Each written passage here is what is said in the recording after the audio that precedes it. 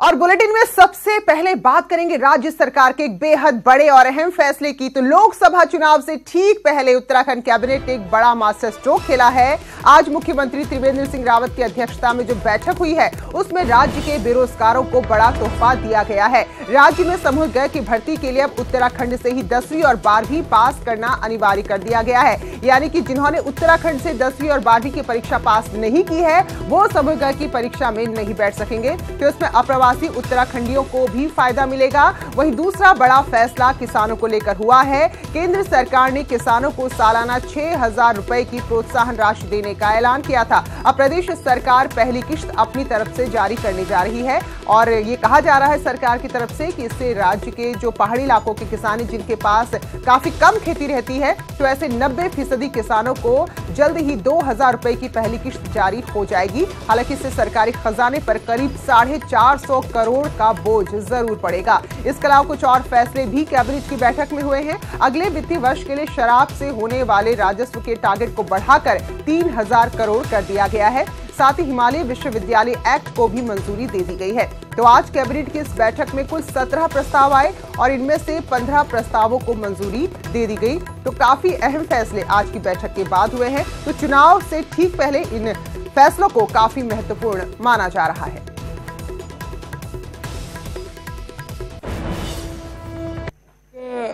पंद्रह इशू आए हैं, 2 इशू ऐसे आए उससे अलग जिनको अगले मंत्रिपरिषद के लिए रखा गया। तो 17 में से 15 को अनुमति दी गई।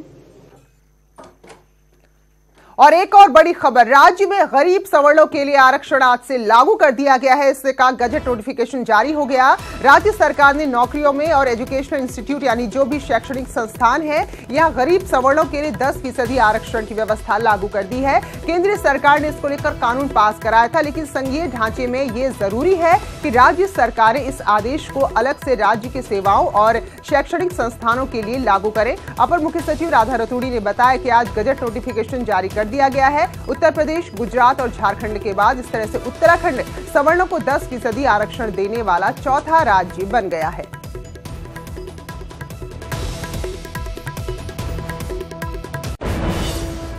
ये तो बात हुई सरकार के बड़े फैसले की और अब बात करेंगे सरकार की मुसीबत की।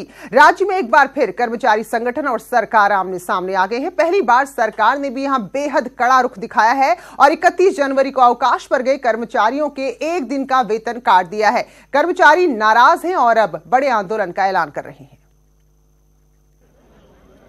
उत्तराखंड में हड़ताल नई बात नहीं है, नया है तो सरकार का एक्शन प्लान। ऐसा पहली बार हुआ है जब सरकार ने आंदोलनों को लेकर सिर्फ कड़ा रुख दिखाया ही नहीं बल्कि उस पर अमल भी कर दिया। सरकार ने नो वर्क नो पे के आदेश के बावजूद सामूहिक अवकाश पर गए कर्मचारियों का 1 दिन का वेतन काट दिया है। दूसरी ओर सरकार बातचीत की टेबल पर भी बैठी और जिन बिंदुओं पर सहमति बनी उन्हें मंजूर भी कर लिया और बची हुई मांगों के परीक्षण के लिए कमेटी भी गठित कर दी गई। लेकिन अब 1 दिन का वेतन काटने का आदेश वापस लेने की मांग मानने से सरकार ने साफ तौर पर इनकार कर दिया है। देखिए, कर्मचारियों का जो वेतन है उसके लिए मैंने बोल दिया है और उन्होंने काम किया है तो उसका वेतन मिलना चाहिए नियमानुसार। सरकार के इस अप्रत्याशित रुख से कर्मचारी संगठन सख्ते में है और एक बार फिर आंदोलन की रणनीति बना दी गई है। और उसी दिन हम लोग संयोजक मंडल की प्रांतीय नेतृत्व है वो बैठक करेगा और आगे की जो प्रदेश की महारैली है, प्रदेश व्यापी महारैली, उसका तिथि की घोषणा और अनिश्चितकालीन हड़ताल की घोषणा उसी दिन की जाएगी। लोकसभा चुनाव के दबाव के बावजूद सरकार के कड़े रुख ने उत्तराखंड में एक नई लकीर खींच दी है। संदेश साफ है कि समस्याओं पर विचार होगा लेकिन नियम तोड़ने पर दंड भी मिलेगा। देहरादून से न्यूज़ 18 के लिए सुनील नवप्रभात की रिपोर्ट। और इस वक्त एक और बड़ी खबर देहरादून से आ रही। राज्य सरकार ने किसानों के लिए एक बहुत बड़ा फैसला लिया है। राज्य समेकित सहकारी विकास परियोजना राज्य में जल्द ही लॉन्च होगी जिससे सीधे 11 लाख किसान लाभान्वित होंगे। साथ ही 10,000 भेड़ बकरी पालकों के लिए भी सरकारी ढांचा बना है। मीट उत्पादन को आधुनिक ढंग से विकसित किया जाएगा। हिमालयन मीट नाम से होगी मीट की ब्रांडिंग। तो ये बड़े फैसले राज्य में जो लिए गए हैं।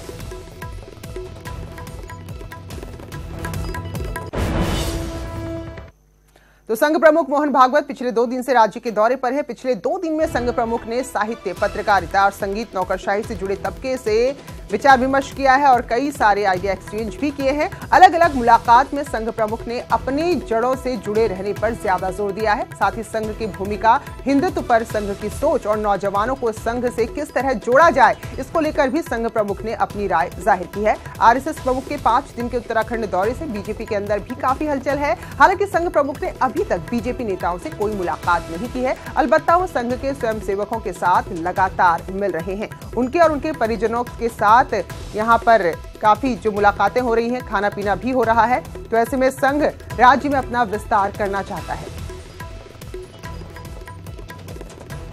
और आपको बता दें कि इन सब के बीच हालांकि काफी इंतजार कराए, लेकिन कल मुलाकात हुई है मुख्यमंत्री से और इससे पहले कहीं ना कहीं लग रहा था कि 2 दिन हो चुके हैं, लेकिन बीजेपी के किसी नेता से नहीं मिल रहे हैं संघ प्रमुख। और यहां पर लोगों से मुलाकात की, अलग अलग तबके से जुड़े लोगों से मुलाकात की और उसके बाद कल मुख्यमंत्री से भी मुलाकात की है संघ प्रमुख ने।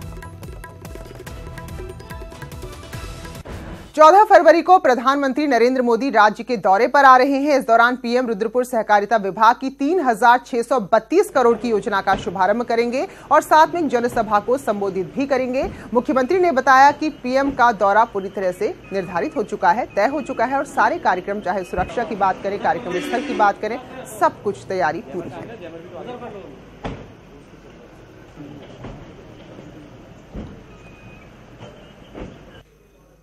14 फरवरी प्रस्तावित दौरा है और हमने ऊधम सिंह नगर में वो जनसभा को संबोधित करेंगे और साथ ही जो हमारी एक कृषि विकास योजना है लगभग 3400 करोड़ की, वो भी प्रस्तावित है। माननीय प्रधानमंत्री जी से हम अनुमति लेंगे, अगर वो अनुमति देंगे तो उसकी भी उस दिन लॉन्चिंग करेंगे हम। और प्रधानमंत्री के कार्यक्रम को लेकर जिला प्रशासन सतर्क है। लोकसभा चुनाव में जीत का परचम लहराने के लिए बीजेपी के दिग्गज नेता रुद्रपुर में प्रधानमंत्री की जनसभा में जुटने की तैयारी में है। हालांकि अभी यहां पर कोई लिखित कार्यक्रम प्रशासन तक नहीं पहुंचा है, लेकिन जैसा अभी मुख्यमंत्री को भी आपने सुना तो प्रशासन अपनी ओर से किसी भी तरह की कमी छोड़ना नहीं चाहता और अलर्ट मोड पर आ गया है।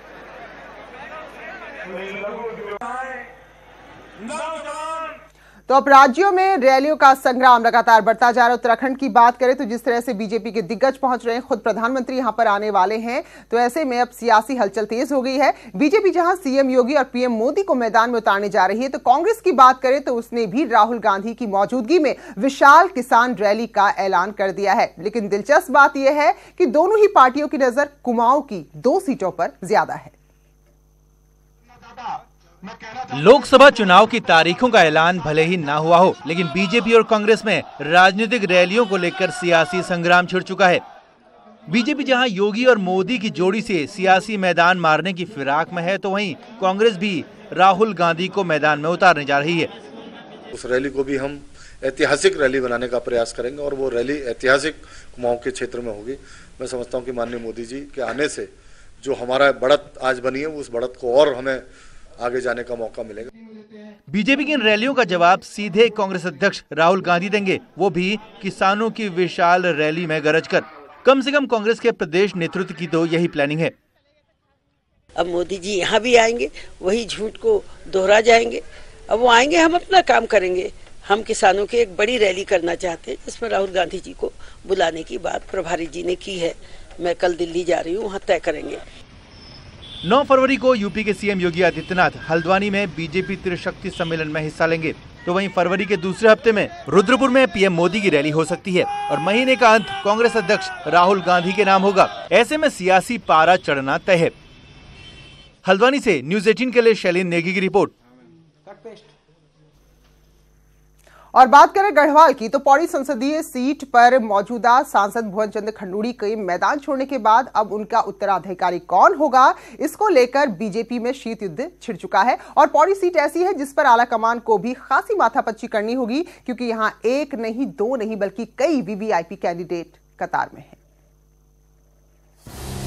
उत्तराखंड की 5 लोकसभा सीटों में से गढ़वाल संसदीय सीट ही एकमात्र ऐसी है जिस पर यह तय हो चुका है कि सांसद के रूप में अब नया चेहरा ही लोगों को देखने को मिलेगा, क्योंकि मौजूदा सांसद भुवन चंद्र खंडूड़ी स्वास्थ्य कारणों से चुनाव लड़ने से मना कर चुके हैं। इस सीट पर चुनावी गणित के हिसाब से वैसे भी एक हद तक बीजेपी का पक्ष पहले से ही मजबूत दिख रहा है, क्योंकि इस सीट की केदारनाथ विधानसभा को छोड़ दें तो 13 सीटों पर बीजेपी काबिज है और जीत की यही संभावित गारंटी बीजेपी में दावेदारों को बढ़ा रही है। जहां से पार्टी मुझे आदेश करेगी, कांग्रेस में भी मुझसे मैंने कहा जहां पार्टी मुझे आदेश करेगी, मैं डोयला में तैयारी कर रहा था, पार्टी ने मुझे रुद्रप्रयाग दे दिया तो मैं गया रुद्रप्रयाग लड़ने के लिए, अभी कोटद्वार गया। अब पार्टी जो आदेश करेगी हम पार्टी के इस आदेश को मानेंगे, अगर पार्टी कहेगी आपको चुनाव लड़ना है हम लड़ेंगे। कैबिनेट मंत्री हरक सिंह रावत परोक्ष रूप से प्रमोशन की अपनी इच्छा को जग जाहिर कर चुके हैं, तो मंत्री सतपाल महाराज भी लंबे समय से उम्मीदों का सेहरा बांधे बैठे हैं। पार्टी के राष्ट्रीय सचिव तीरथ सिंह रावत का भी इस सीट पर मजबूत दावा है। चर्चा तो ये भी है कि खंडूरी अपने उत्तराधिकारी के रूप में अपनी विधायक बेटी रितु खंडूरी का नाम ही आगे कर सकते हैं, जबकि निम के प्रधानाचार्य से रिटायर हुए कर्नल अजय कोठियाल का नाम भी खासी चर्चा बटोर रहा है। अब इन सब के अलावा अजीत डोभाल के बेटे का नाम भी फिजाओं में तैर रहा है। कार्यकर्ता के नाते किसी को भी अपनी बात कहने का और दावा करने का अधिकार है, लेकिन पार्टी जो है, जो विभिन्न सर्वे हैं, जो कार्यकर्ताओं से मिलने वाला फीडबैक है, इनके आधार पर जो है अपना निर्णय लेगी।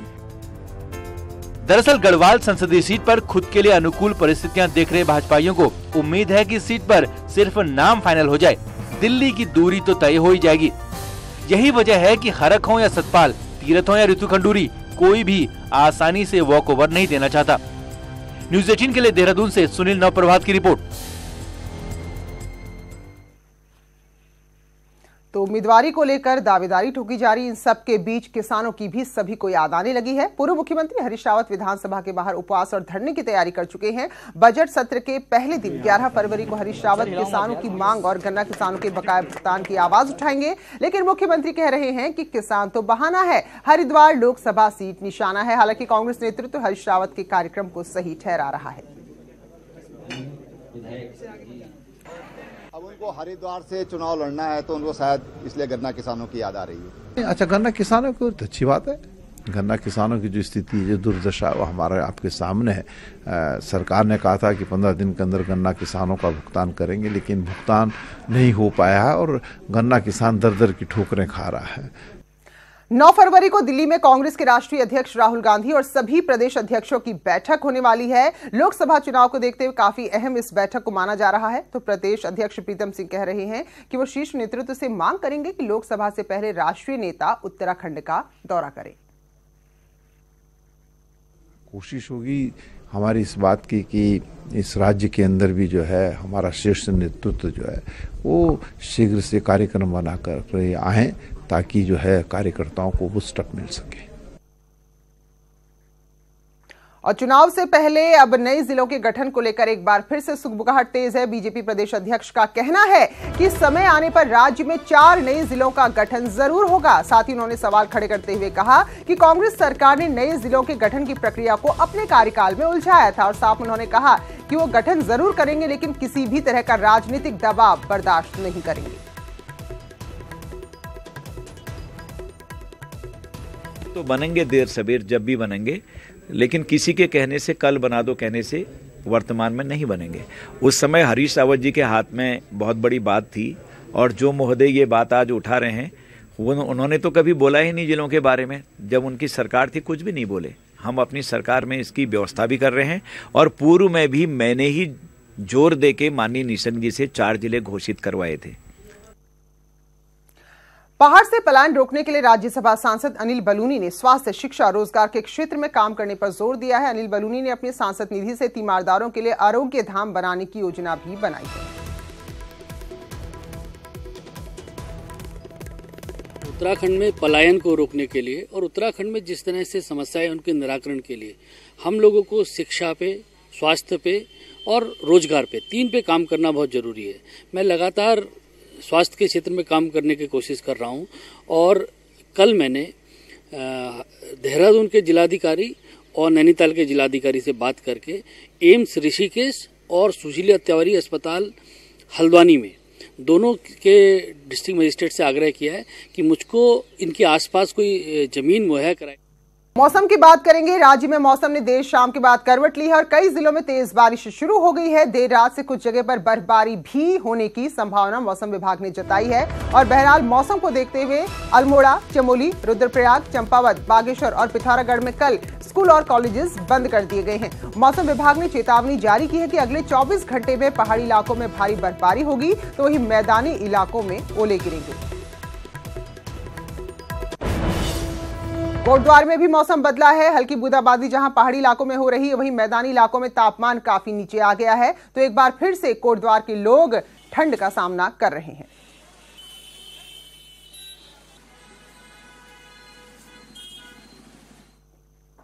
और अब बात करते हैं टिहरी विस्थापितों की। तो नई टिहरी में एक बार फिर पानी के बिल को लेकर मामला गरमाने लगा है। विस्थापितों ने जल विभाग पर तानाशाही का आरोप लगाते हुए कहा है, जब उन्हें उनके घर से उजाड़ कर यहां बसाया गया तो ये कहा गया था कि उनसे बिजली और पानी का बिल नहीं लिया जाएगा, उन्हें मुफ्त में सुविधाएं दी जाएंगी। लेकिन जल विभाग अब शहरवासियों को भारी भरकम पानी के बिल भेज रहा है।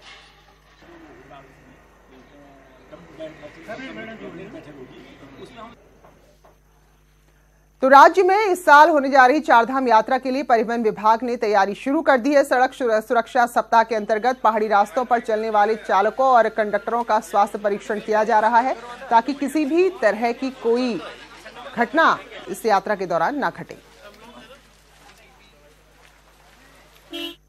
औली में होने वाली राष्ट्रीय स्तर की स्कीइंग प्रतियोगिता के रद्द होने की सूचना के बाद से स्थानीय स्कीयर्स बेहद नाराज हैं। औली में बर्फ का पुतला बनाकर पर्यटन विभाग के खिलाफ अपनी नाराजगी लोगों ने जताई है। स्थानीय लोगों का कहना है कि पिछले 4 साल में लगातार बर्फबारी की कमी का बहाना बनाकर गेम्स रद्द कर दिए गए और इस बार तो इतनी अच्छी बर्फबारी हुई थी, फिर भी यहां पर खेलों को रद्द किया गया है और इससे उन लोगों में काफी नाराजगी है।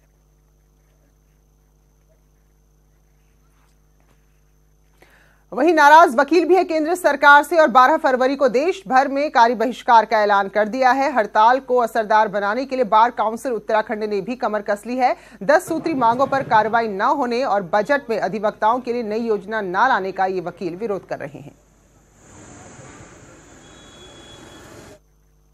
और इस वक्त बड़ी खबर हरिद्वार के लक्सर से आ रही, जहां स्कूल में ही नाबालिग छात्रा के साथ दुष्कर्म का प्रयास हुआ है। लक्सर के महराजपुर का ये मामला है। यहाँ इंटरवल के दौरान छात्रा के साथ 7वीं कक्षा के छात्रा के साथ दुष्कर्म का प्रयास हुआ। हालांकि छात्रा के शोर मचाने पर शिक्षक वहां पहुंचे और आरोपी फरार हो गया। अब परिजनों की शिकायत पर पुलिस ने मुकदमा दर्ज कर दिया है। तो ये बड़ी खबर और शर्मनाक खबर, जहां 7वीं कक्षा की छात्रा के साथ स्कूल में दुष्कर्म का प्रयास हुआ है।